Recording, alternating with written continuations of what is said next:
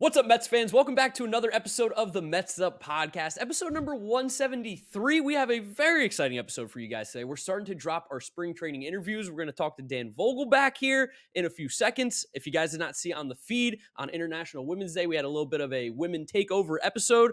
Amazing episode. You guys should definitely go take a listen to it. But we're talking about Daniel Vogelbach now because the conversation with him was pretty awesome, right, James?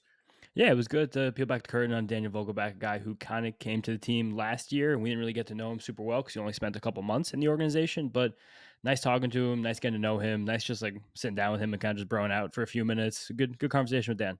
I also love that when we were done with the interview, you guys won't get this, but he took a deep breath. He's like, whew, that was easy. That was great. You guys were fun. That's what we want with these players. That's what we're hoping to, build relationships with them like that. And they'll be excited to come on and talk a little bit more maybe during the season. So without further ado, let's talk to Daniel Vogelbach. What's up, Mets fans? Back here with another interview at spring training. You know him well, Daniel Vogelbach. Thank you so much for joining us. How's it feel to be back in spring training, back with the boys? Yeah, it feels good. Anytime you get back to spring training and be back with the teammates and the guys, it's exciting, especially when you come to a group like this. I know you grew up in Florida. Is it fun to be back in your home state? For sure. You're like far enough away from home, but close enough to where if you want to go home all the time, you can. But no, this is only my second spring training in Florida, so it's I've done Arizona my whole career, so it's nice to be back at home. Last year, getting traded from the Pirates, you went from a team that wasn't a contender to a team that's actively trying to win a World Series. How does it feel to be wanted by a team that's trying to have that goal? Absolutely. I think what you just said is so big. Anytime you're wanted, especially by a team and an organization that's trying to do what they're trying to do, it makes you feel good. Knowing that they can go out and get whoever they want, and they trust in you, and they want to give you an opportunity. It feels good.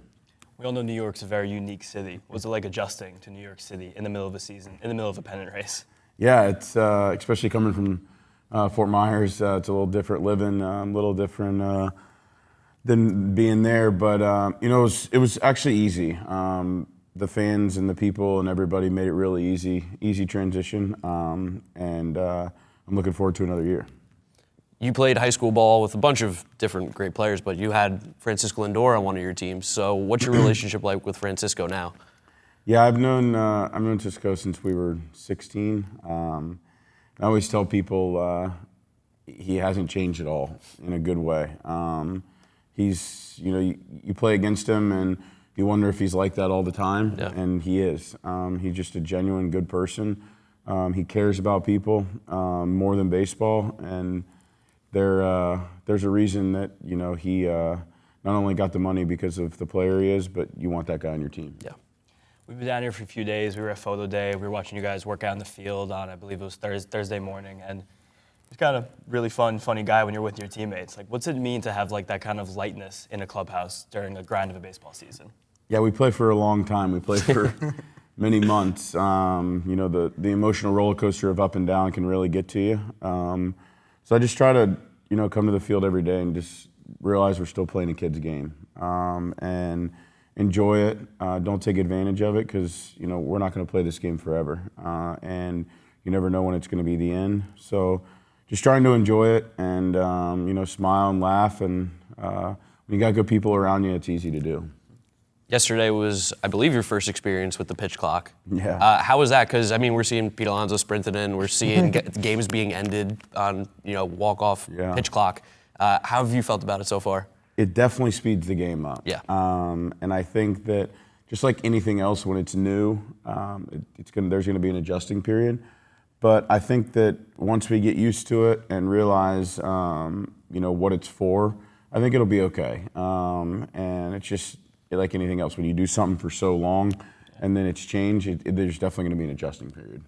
You're also a player who's been shifted against a lot in your career. I think going back the last couple of years, almost 3/4 of the time. How do you think the shift ban is going to affect both your game and the game as a whole?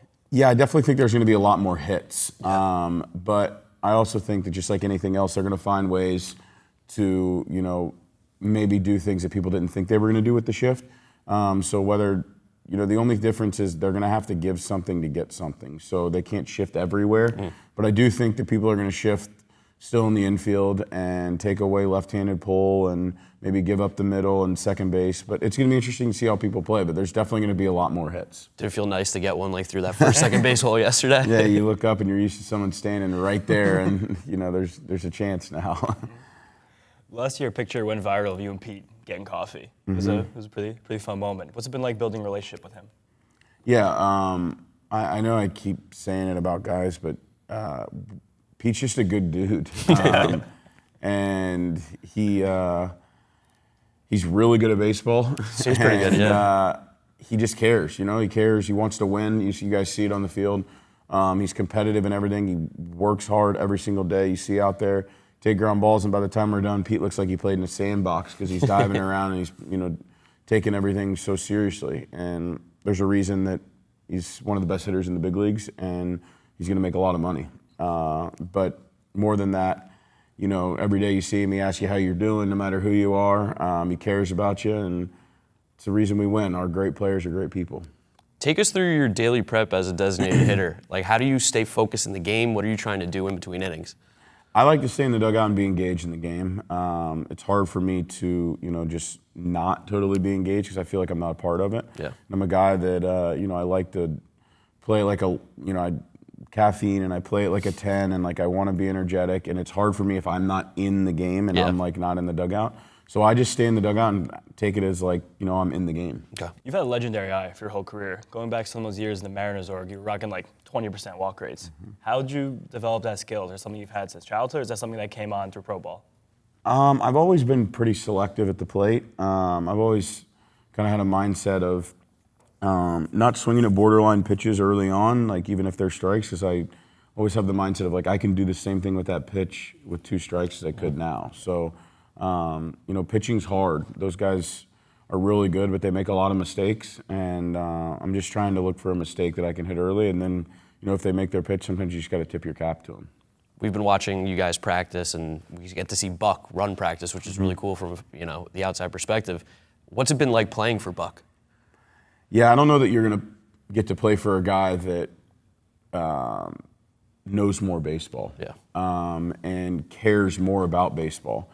He doesn't have to be doing this, and he does it because he loves it, and it's really, really cool to see how engaged he is and how smart he is, and nothing gets by him, and he's prepared every single day. And when your leader's prepared the way he's prepared, you want to be prepared. Yeah. What are some things you like to do outside of baseball? When I'm home, I fish a ton. I love to fish, golf some with my boys, and when I'm home in the off season, though, I want to be home. Yeah. I'm a homebody. I'm close to my family, and I just want to take advantage of being home with being gone so much. What's your favorite type of fishing? Because I backwater, I inshore and offshore fish. Just depends on the weather. Grew up inshoring a lot, and then past 4 or 5 years, been doing a lot of offshore. But the weather will tell you what you can do and can't do. If you weren't a baseball player, what do you think you'd be doing? I always get this question, and I don't know exactly, but it'll be something with kids. I love being around kids and helping them out. My sister is a special needs kindergarten teacher, and my mom was the head of Special Olympics of Florida for a while. So just stuff like that, anything to be able to give back and help kids out is something I enjoy. how are you feeling about this team and the expectations this season? Yeah, it's good to have high expectations. If you don't have high expectations, people probably don't think your team's very good. Yeah. So you can look at it 2 ways, but I think that with the group of guys we have in there, with the veterans that have accomplished so much in this game and won in this game, you just follow them and you watch how they go about it. And as long as you do your work, you always say, pressure's built upon if you're not prepared. And I think that this team is, that's the last thing we have to worry about is this team being prepared. I know you got a game to go to, so thank you so much for you're joining welcome. us. You're and welcome. Thank you guys for listening. Thank you, guys. All right, so you guys just heard from Daniel Vogelbach. Fantastic interview as always. We got another one coming up for you. A little bit of a two-parter here. William Woods, maybe a name a little bit under the radar. I think James could probably give you a little bit more on him, but a guy who's trying to make the team right now, relief pitcher, and he's a really nice dude. Yeah, really nice dude. William Woods kind of a weird case for us because we were trying to like get to know a lot of these players when we were at picture day during spring training, and a lot of guys were like, "Oh yeah, the podcast guys, sure, we'd love to talk to them." And William Woods just kind of came around the corner and was like, "Hey, what's up, guys? I'm William, and I love podcasts." We're like, "All right, cool, nice. So good to meet you." And we just kind of sat down, talked to him, shot the breeze a little bit with a player who was probably a little more under the radar, someone most fans are not going to know. Just learn about him as a player, him as a person, and excited about it. Yeah, so here you go, William Woods. What's up, Mets fans? Back with another interview here from Port St. Lucie. We have William Woods with us today. Everyone say hi to William. Glad to be here. We met William at Picture Day, and we Yes. just had a great conversation together. So we wanted to kind of, talk to you guys about the new Met. So, William, first of all, something that's kind of silly we like to do in this podcast is give a lot of players nicknames. And our producer, Vito, actually thought of a great one for you. And I want to first see if you like it, and two, if you have anything, maybe nickname from your past or something better you think. Billy Hollywood. Billy Hollywood, huh? Yeah. That's all right. I don't really have any preferences. Like with my past organization, it was Woody. That makes sense. It's whatever. It's not bad. Yeah. In high school, they used to mess with me. It would be Bill. Yeah. Be like, "Hey, Bill," and I'm like, it was tough. Yeah. But So maybe no Billy Hollywood then. yeah. You're okay. That's what we asked. No. Wanted to make sure before we put it out there into the world. Absolutely. You got Woody. to pitch last night in Yeah. the game. How was that getting back on the mound and just, being ready for spring training? It was really fun. Just being back out there in the atmosphere with the fans and stuff like that. Yeah, big crowd last night too, especially for a spring training game. With necessarily working out with your game this spring, pitch mix, anything. Just feeling comfortable again and confident within myself. Yeah. Because I've had a history of injuries, and I'm planning on just never having one of those again. I like that. Knock on wood. How do you plan to have an injury ever? Knock on wood. That's good. Hey. I didn't Hey, oh my God! Everyone watching at home, you saw Will just knock on he's William Wood. So you got to make your major league debut last season. What was that like to, finally make it? Yeah, I've said it a million times. It was surreal. Because, like, you just prepare all your life for that one moment. And then when it happens, you're like, now what do I do? So you got to kind of, like, run with it. Is that like a weird kind of loss of adrenaline once you do that, then have to do it again? No, I feel like the first outing, I was just, like, super uncomfortable because I didn't know what to expect and couldn't hear anything. And I was, like, talking to the catcher. It was just a bunch thrown at me. And then the second outing, I was completely comfortable. It's not like, because you always get butterflies. Yeah. Like, if you don't have butterflies anymore, like, what are you doing? Yeah. You obviously came to the new team now. What's it like coming into a spring training in a new organization? I honestly kind of enjoy it. Like, it's a challenge getting to know everyone else, all the new people, trying to make good first impressions and just learn the team. How was it building relationships with your new teammates? Really cool. Yeah. Yeah, like almost all of them. So all of them really. Have you had any chance to be around Scherzer and Verlander? I mean, two Yeah. Hall of Fame pitchers.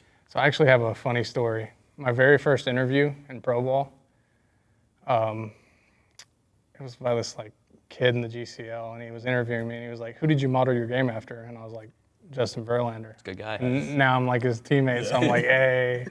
You'd be like, "Oh, I modeled my game after you." It's Yeah. like, cool. I haven't talked to him about it, but We're all similar age here, so we all grew up watching these guys, and they're still in the league and in your locker room. Like, is it weird to be like, I watched you when I was like a teenager? I thought it would be, but it's not. Like, they're just normal people. Yeah. So So the reason that we, got to talk to you earlier at Photo Day, because we mentioned about the podcast, and you were like, podcast, I love podcasts. Let's talk about podcasts. What are some of your favorite podcasts that you listen to? Besides ours, of course. Yeah. Now.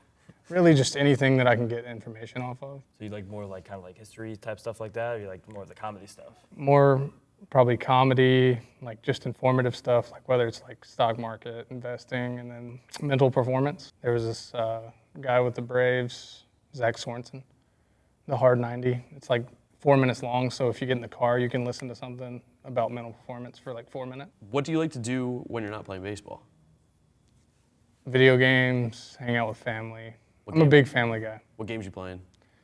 Right now, Call of Duty and Hogwarts Legacy. Oh, is it Ooh, good? one. It's really good. Yeah. I've heard a lot of good things about that game. I haven't gotten my hands on it yet, but Yeah. what house did you get?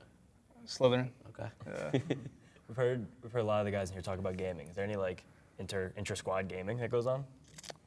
Not yet, but Yeah. there might be. So I'll have to keep asking around. 100%. I mean, I know the game's about to start, Yeah. and we don't want to keep you too long. Yeah. But thank you so much for coming out, and hopefully we get to see you at some 100%. point and Thanks, talk a little bit more. Yeah, Thank you. appreciate you. Thanks, Will. All right, there the interview, guys. Thank you so much for listening. We have a episode coming out on Monday that we want you guys to check out with new radio voice of the Mets, along with Howie Rose, of course, Keith Rad. That was also a fantastic interview. Super excited for you guys to listen to that. Anything else before we got to go here, James? Nothing. World Baseball Classic getting into action this weekend. Everyone check out Team USA. It's Saturday evening, Saturday afternoon. Mark probably knows exactly the time of that game, the exact milliseconds it could be first pitch, but going to be a fun event this weekend. Yeah, so we'll see you guys on Monday, and enjoy your weekend.